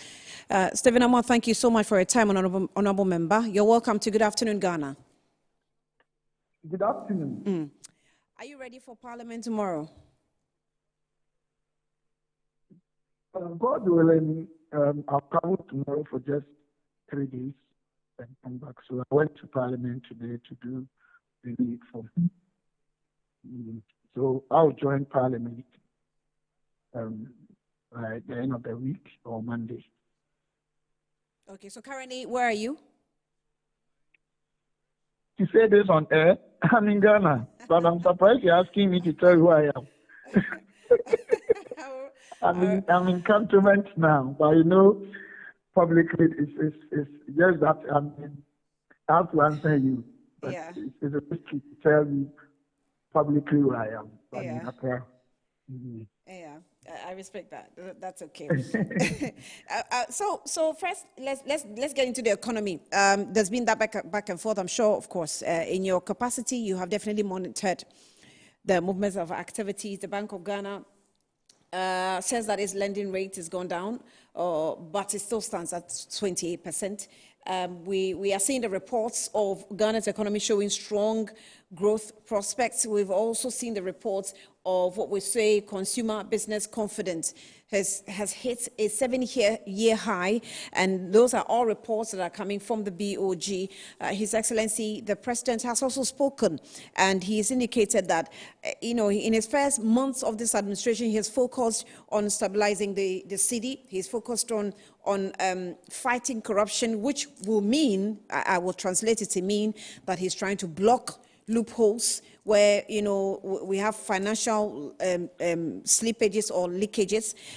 He's also focused on cutting down expenditure. We've seen it in the appointing of his ministers and maybe some other activities that he thinks that government, it's a waste of money for government to get into that, and also trying to see how he can service our debts and all. But we've also heard from your side saying that no policy has been implemented yet by this administration, and so they cannot just claim, that they have done anything significant that has contributed to the gains in the economy.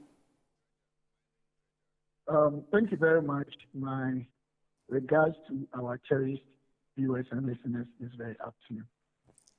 I think this long question and very important topic could have been given enough time, but at least we can do something about it together. In the first place, we have to ask the present leadership, and respectfully, not in a bad sense, to repeat what is in their own budget that they recently read in Parliament, so that they can inform Ghanaians when it comes to the relevant primary macro indicators of the economy. What happened last quarter of 2024? I mean, when you had this global crisis, the economy went so down so bad to the extent that it's one of the factors that we lost the elections. Kenyans were going through tough times, just like any other country, mostly. And we were able to manage it, said that we had gotten first, second approvals of the IMF, meeting almost all the indicative targets at the staff level and the board level. And even the third one, we had gotten the staff level. And even the board level, we all realized that it was whether we did what as those approvals. That at a point, we were growing 0.4, and the world was growing negative 0.3. Our inflation went to 54.1. Exchange rate rocketed our trade balance, our primary balances, our debt to GDP went to as high as almost 90. By the time we were living, our debt to GDP has come as low as about 65 or thereabout.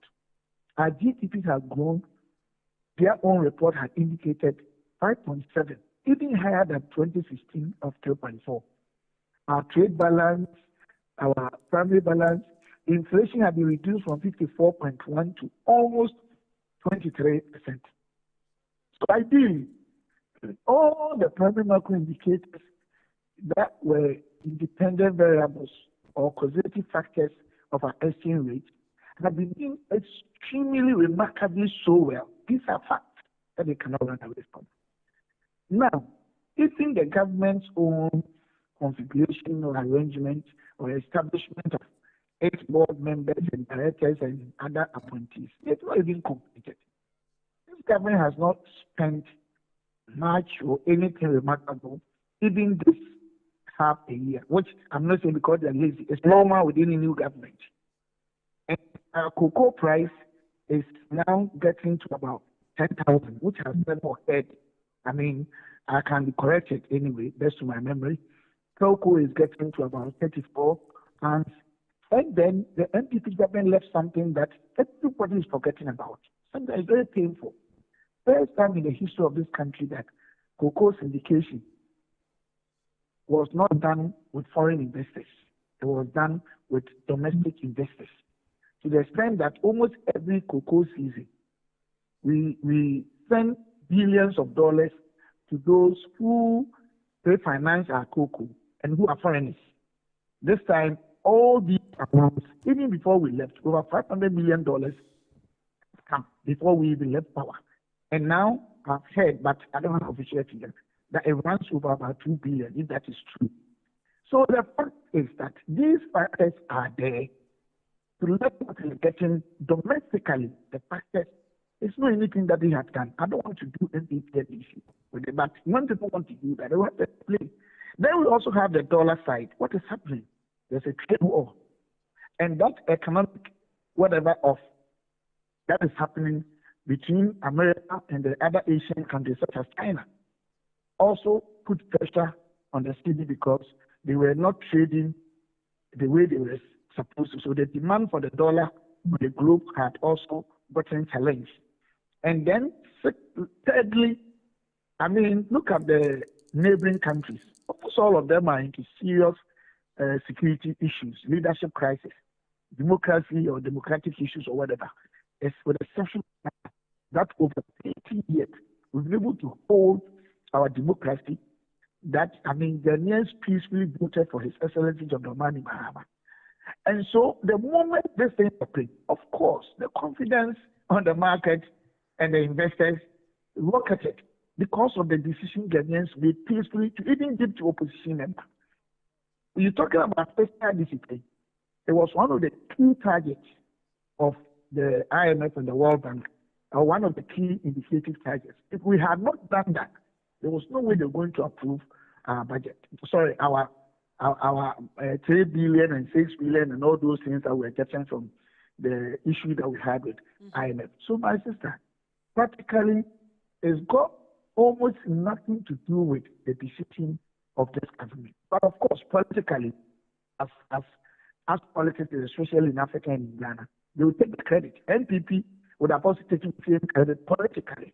But ideally, it's not anything they done wrong or bad, because they haven't really done much. Fighting corruption, yes. I think once they've started trying to arrange some of the suspects before courts, arresting them. Although personally, I think if you read the Criminal and Other Offences Procedure Act 1960, some of the procedures and the processes they are going about do not fit into any democratic justice. We have to look at the critically that people go to others' house with masks and stuff like that and cans.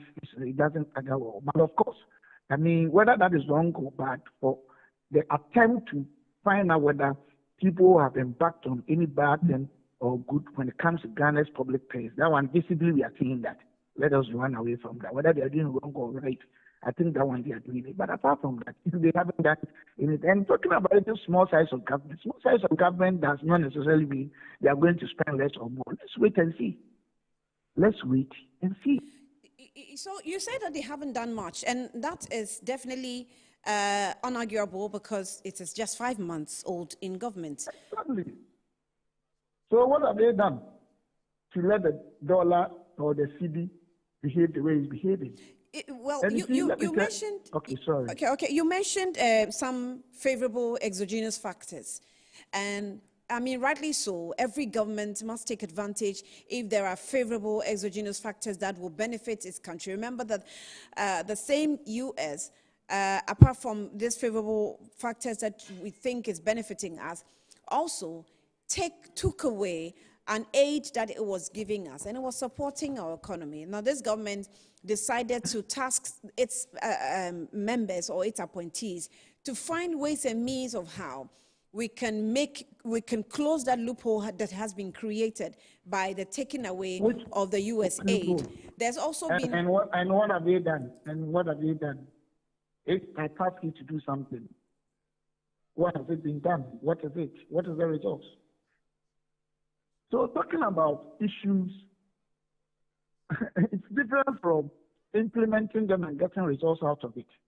And I can't say the government is not doing well. That is not what I mean. No, I can never say that. As you said, it's too early. So they cannot take credit for what they have not done.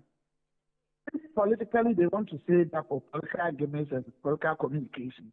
That one, yes, because NPP would have done say, practically, we really want to be serious and change and have a shift, this new paradigm shift where the issue about NPP, NDC, and I'm taking credit for increment of this and the decrease of this and that and those things and let's say if we want to really build Ghana and change, we need to stop recycling of these issues and incidents and behaviors and positions that haven't really aged well for this country over the years, so that we can really build a very sustainable society. So I don't think you yourself know they haven't done that. How come that when it comes to doing so, now they are claiming that you cannot blame a 5-man government that is responsible for doing so? How come they saying that? So let's throw away the politics and then be real with issues. And honestly speaking, talking about dealing with exchange rate or currencies performance in any country, whether NDC or PP, we have not been able to build any long-term comprehensive strategic framework to ensure sustainability of the performance of our city. We haven't done that. And most of the times, basically, it's about short term. We still have black market predominantly prevailing or being exercised on our market, making it very difficult to know the amount and the flow of dollars in our system. So how can you even manage something you don't even have control over the data? You don't have control over its movement. So we have a lot of issues, my dear sister, to fundamentally deal with. Then we can be confident and bold. And then let me also tell you, we're still doing hugely a lot of importation, making it our domestic demand for foreign currencies so high. So let us stop this issue, LPP, NBC, how the dollar go up, how the dollar come down, they will criticize NPP. Which is why I expect that in the first 5 months of a new administration, you who is a finance person definitely knows when there is any sign of good financial management in terms of maybe fiscal discipline, as they have mentioned, in terms of trying as much as possible to lower inflation, in terms of, having a tight monetary stance, which that's what it says it is doing today. If it is sustained, obviously it's going to have a positive impact on the economy in the long term. Without speaking politically, is that not a thing to commend a 5-month-old government for? Madam, respectfully. Annie. Let me also say this. I'm just giving you my name so you don't refer to me as Madam. I'm very sorry. What's your name, please? Annie. This is Annie. Annie. Yes. Annie, I'm very sorry about it. That's fine. Annie, it's one thing listening and presenting and talking about, I'm doing this, I'll do this, and that's what I'm talking about. Fiscal discipline. Ghana has been embarking on this fiscal discipline to consolidate our fiscal speed.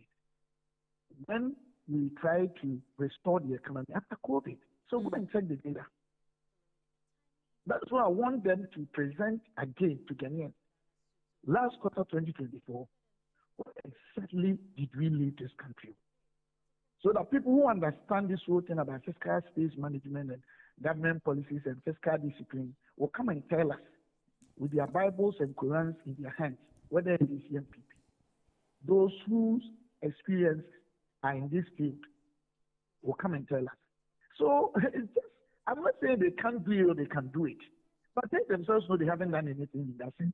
If that is their wish or objective or the intention or whatever, that one is a different matter. But they haven't done that. They haven't done that. Talking about even spending, cutting their expenditure or whatever. What I'm saying is, it's a new government. You have to completely form the block. You know, the same ministers who are now complaining that my knowledgeable brother, Dr. Ato Force, respectfully, is not opening his arm and we are not spending, because they are yet to make sure that they arrange and configure the system very well and make sure that probably they can properly spend. Even some of the boards, they commissioned them just last week. I wouldn't be surprised if they haven't finished commissioning some of them. So you cannot say they are spending or they are not spending. Because any government that is new can spend that much first, you may be getting the end of the year, the next budget. Yes. That is what I'm saying. It's talking about inflation. What have they done to bring inflation down? Exactly.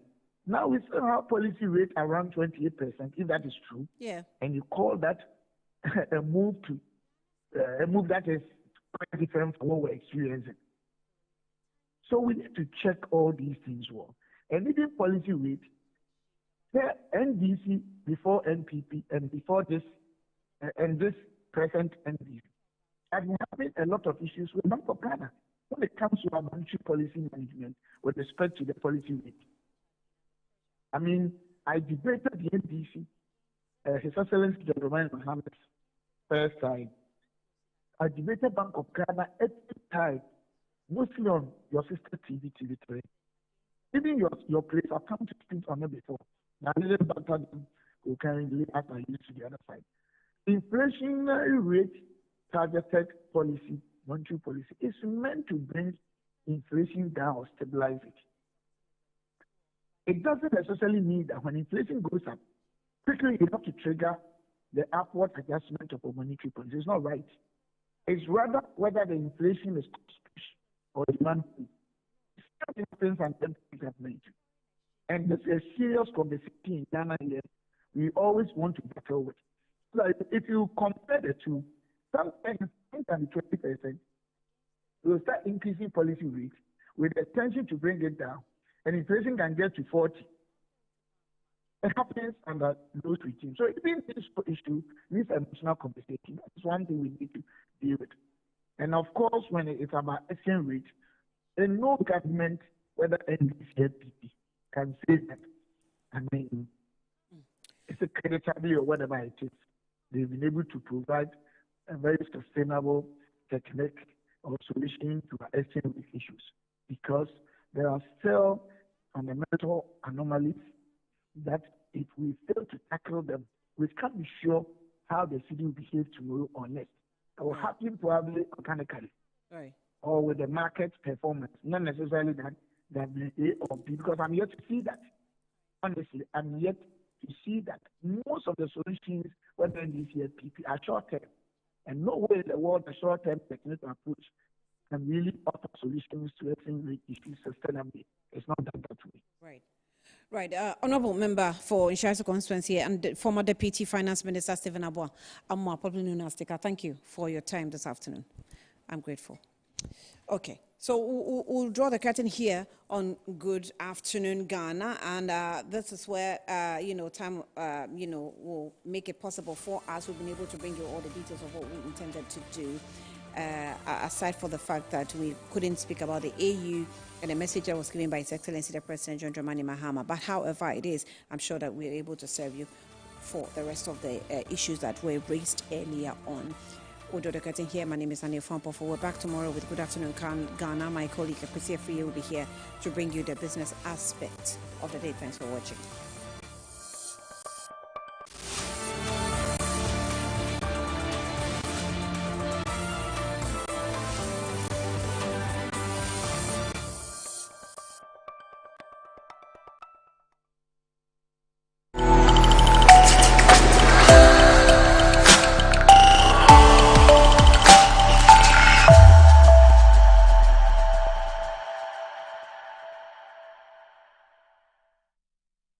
The Ghana Celebrity Impact Awards, GCIA, is an annual award ceremony that recognizes and celebrates the outstanding contribution and impacts of Ghanaian individuals, corporate entities, and celebrities. It celebrates Ghanaian philanthropy, promotes social responsibility, empower youth and community development, and celebrate achievements in giving back to society, thereby fostering national pride and unity. Here are the nominees for the Most Impactful Ghanaian Award 2024.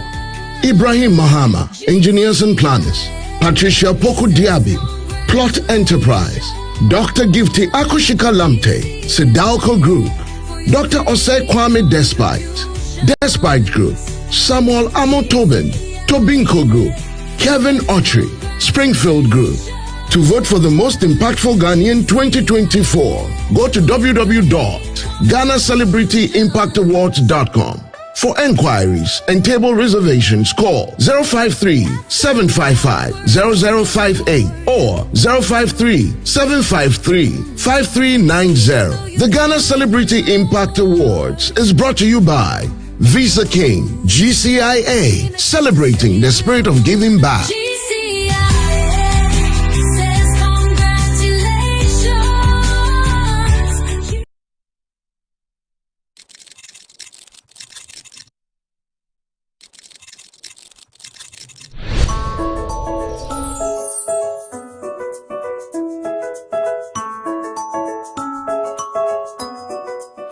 Excuse me, sir. Hello. Please, next time, can you put it in a dustbin? Okay, I'll do that. Thank you. Welcome. Thank you. I'll not do that again. Okay. Thank you.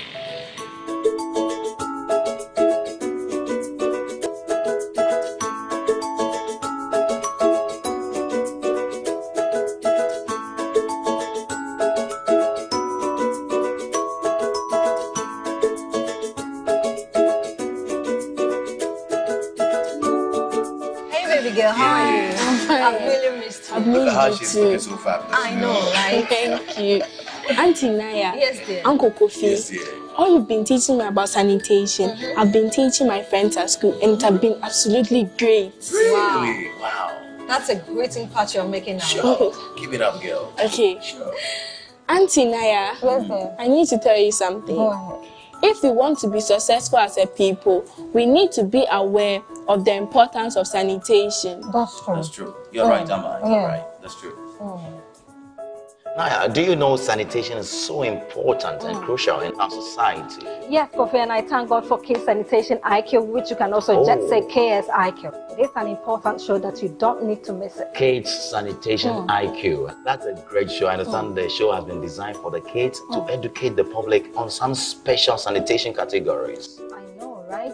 And I learned they will also educate the public on sanitation for environmental and community development. I also understand they would educate the public on sanitation for educational development. Wow. Yeah. Education, you say? Oh, God. Wow. Right. It is amazing. They also have sanitation for health development. Oh, health and development. Sanitation for corporate. Corporate and health, Nana. Don't play. This one will intrigue you. I understand this kit will educate the public on sanitation that benefits the needy. The Isn't needy, it you amazing? say? Absolutely. Wow. It's amazing. It is amazing. Oh, God. Don't miss this You show. don't have to miss the Kids Sanitation IQ show.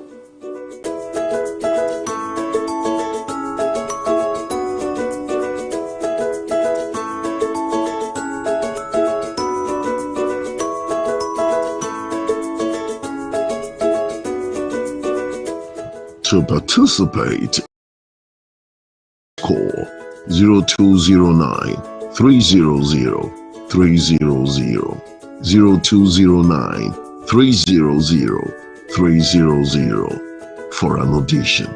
Don't miss the KSIQ show. Be there.